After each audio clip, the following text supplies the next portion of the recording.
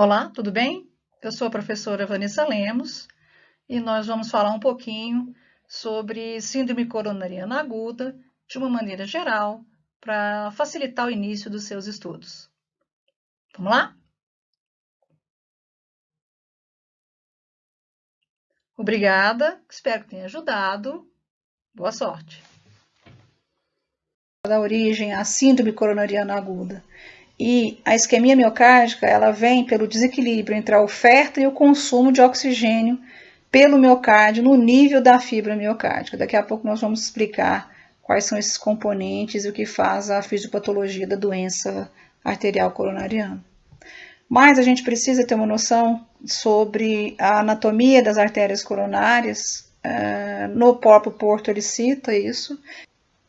Nós temos duas artérias principais, a artéria coronária direita e a artéria coronária esquerda. A artéria coronária esquerda emite dois ramos principais, a descendente anterior ou interventricular anterior e a circunflexa.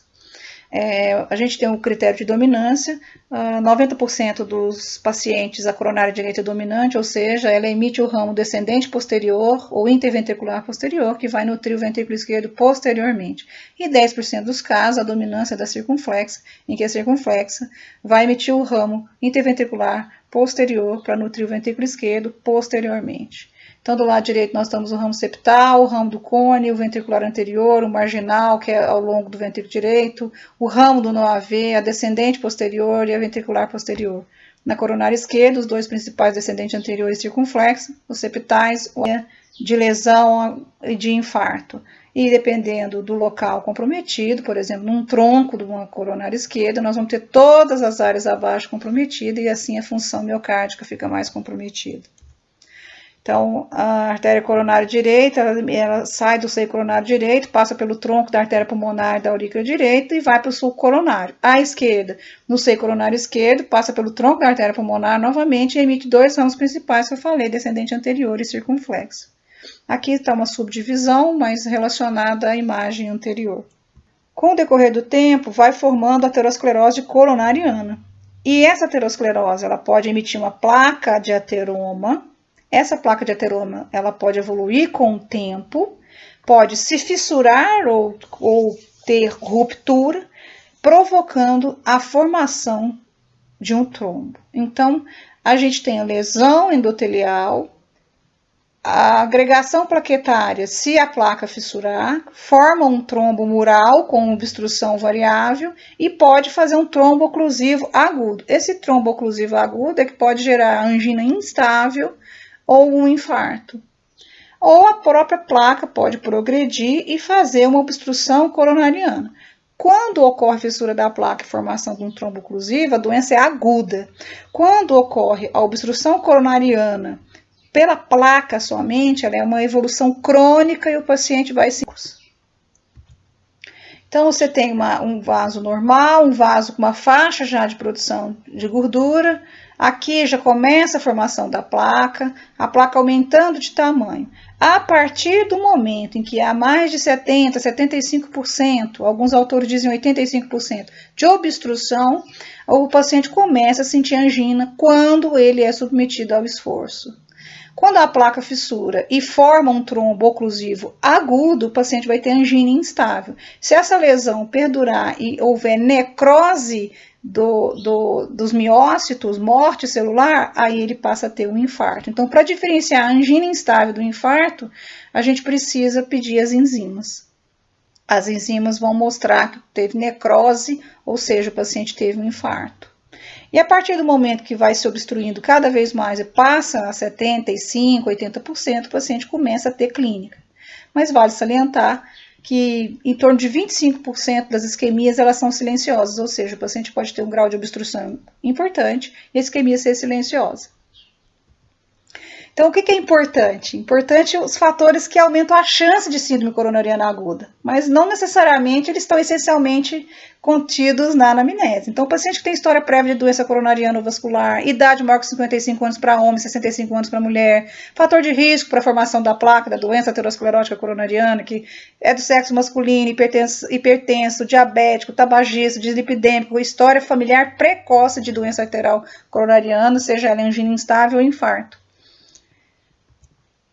Outra coisa que é importante é que o exame físico da síndrome coronariana aguda, o paciente com angina, com infarto, ele é muito inespecífico. Pode ter pulso periférico fino e não palpável, pode ter sopro na carótida, pode ter tido uma VE prévia, pode ter B4 por causa da alteração das pressões do átrio esquerdo em relação ao ventrículo esquerdo. O que a gente tem que fazer de importante? Diagnóstico diferencial. Como o exame é inespecífico, o paciente chega com dor torácica, o que a gente precisa fazer? Diferenciar as principais causas de dor torácica que nós vamos falar no finalzinho aqui para vocês. Então, por exemplo, o paciente tem sopro sistólico de ejeção, pensa em estenose da válvula aórtica, porque estenose da válvula aórtica também causa angina.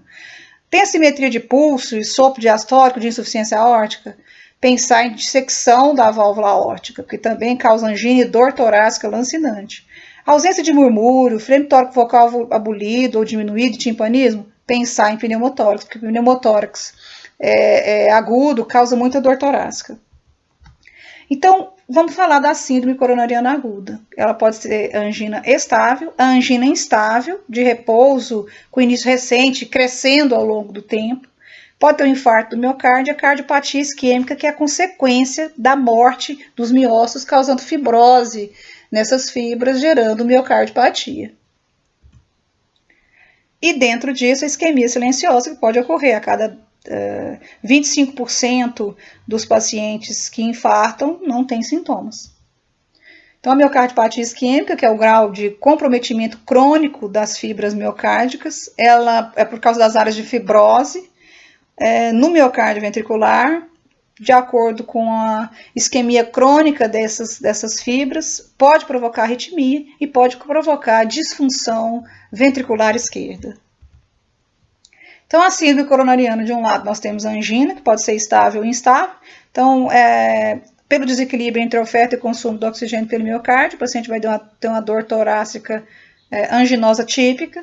A estável, uma duração muito pequena, geralmente menor que 15, 20 minutos, então pode durar de 30 segundos a 15 minutos, a fibra se restabelece, não tem lesão, o paciente não sente dor. A instável já é diferente, ela geralmente é uma dor torácica aguda, recente, por causa da fissura da placa e formação de um trombo oclusivo. Então a dor é intensa, prolongada em repouso, com duração prolongada, maior que 20 minutos, difícil distinguir clinicamente do infarto. Por isso que a gente tem que pedir as enzimas, porque com a morte e necrose de células são eliminadas enzimas, e através da análise dessas enzimas a gente percebe que houve necrose.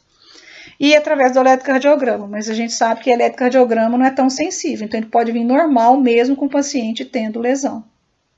Então, o infarto do miocárdio, a dor torácica prolongada em repouso, a duração maior que 20 minutos, e aí precisa necessariamente das enzimas cardíacas para se confirmar o infarto. Os mecanismos determinantes da isquemia miocárdica vai depender se é um trombo que se formou sobre uma placa vulnerável através da fissura dessa placa, se teve espasmo, porque às vezes o paciente pode ter os vasos sem obstrução coronariana ou com trombo, mas esse vaso ele produz vasoespasmo ou vasoconstricção e o paciente tem angina, ou pela progressão da placa aterosclerótica cronicamente avançada, em que o paciente vai ter sintomas crônicos. Então, através dessa obstrução, o paciente pode ter formação de trombo agudo, causando angina instável ou infarto, que a gente chama de infarto, que pode aparecer o eletrocardiograma normal, sem supra de ST, porque quando há morte celular, vai haver uma alteração chamada supradesnivelamento de ST. Então, para a gente separar se houve infarto, ou seja, necrose, ou se a angina é instável, a gente precisa colher as enzimas. Então, como que isso acontece? Qual que é a fisiopatogenia dessa isquemia? Então, a isquemia é o desequilíbrio entre o consumo de oxigênio pelo miocárdio e o suprimento de reserva de oxigênio miocárdico. Então, essa balança, se ela pender para o lado da demanda, o paciente tem sintoma. Se ela tiver com suprimento adequado, o paciente não tem sintoma. Obviamente, não podemos esquecer que existe a isquemia silenciosa. Às vezes o paciente não tem sintoma, isso pode acontecer. Então, o que faz aumentar a demanda miocárdica de oxigênio? Se eu tenho aumento de frequência cardíaca, aumento da contratilidade, aumento da tensão da parede, isso vai gastar energia, aumenta o consumo de oxigênio pelo miocárdio, se a oferta for pequena, o paciente vai ter sintoma. O que aumenta a tensão da parede transmural do ventrículo? Aumento de volume, que é a pré-carga, e aumento de pressão, que é a pós-carga. Então, se eu tiver aumento de pré-carga ou aumento de pós-carga, posso aumentar a tensão da parede, pode ser a causa de angina. Por exemplo, a pós-carga aumentada na estenose da válvula aórtica, o paciente tem angina. Então, a isquemia vai provocar alteração do eletrocardiograma, mas vale salientar que ele pode vir normal, e pode provocar disfunção do ventrículo esquerdo. Se a parede ventricular esquerda for comprometida, por exemplo, a interventricular anterior nutre o ventrículo esquerdo, a parede anterior completa. Se houver uma obstrução da coronária esquerda no tronco, a parede anterior do ventrículo esquerdo vai estar toda com, pode ter isquemia. Desequilíbrio entre a oferta e consumo do oxigênio pelo miocárdio, o paciente pode ter angina. E o que favorece o fornecimento de fluxo sanguíneo, de oxigênio para o miocárdio? A pressão de perfusão coronária. Se essa pressão de perfusão coronária for alta, você consegue perfundir mais. E se a resistência coronariana for baixa, a gente também consegue perfundir mais. Então, por exemplo, o ateroma, o espasmo e o trombo aumenta a resistência coronariana, reduz o fluxo sanguíneo coronário, o paciente vai ter redução do suprimento. E aí, se a demanda for maior que o suprimento, o paciente vai ter isquemia. Se essa isquemia provocar lesão, se essa lesão for irreversível dos miócitos, vai provocar necrose. Provocando necrose, ele infartou. Então, essa necrose celular miocárdica, ela não gera potencial de ação, não despolariza e não repolariza a fibra, não contrai, apenas conduz o estímulo elétrico. Então, as fibras de condução elétrica permanecem, mas as fibras do miócito, por causa da necrose, de contração muscular, não conseguem contrair. E aí libera enzimas, que isso pode ser marcador de lesão, pode nos ajudar muito. Então, a sintomatologia clínica, alteração do ECG, aumento de enzima e alteração da contratilidade miocárdica, que quando ela diminui a gente chama isso de hipocinesia, pode ser marcador de necrose miocárdica. A sintomatologia clínica pode ser inespecífica, mas a angina, a dor torácica tipicamente anginosa, ela deve ser sempre feito o diagnóstico diferencial. Alteração do ECG, o ECG pode vir normal, mas quando ele tiver um supra, ou seja, uma elevação do segmento ST, isso é muito provável que o paciente tenha tido uma necrose, ou seja, uma morte celular. E quando ele tem uma onda Q patológica, significa que essa necrose celular miocárdica foi antiga, então ele tem um infarto antigo. Então vamos supor que o paciente está infartando, faz o ECG é normal. Então você não sabe se o paciente tem uma angina instável ou se ele tem um infarto sem supra de ST. Você pede a enzima e a troponina vem aumentada, o paciente com certeza está tendo uma necrose celular miocárdica. E se essas enzimas vierem normais, precisa fazer o diagnóstico diferencial. Se houver comprometimento importante das fibras de contratilidade com hipocinesia ventricular esquerda, ele vai reduzir a fração de ejeção do ventrículo esquerdo, vai comprometer o débito cardíaco.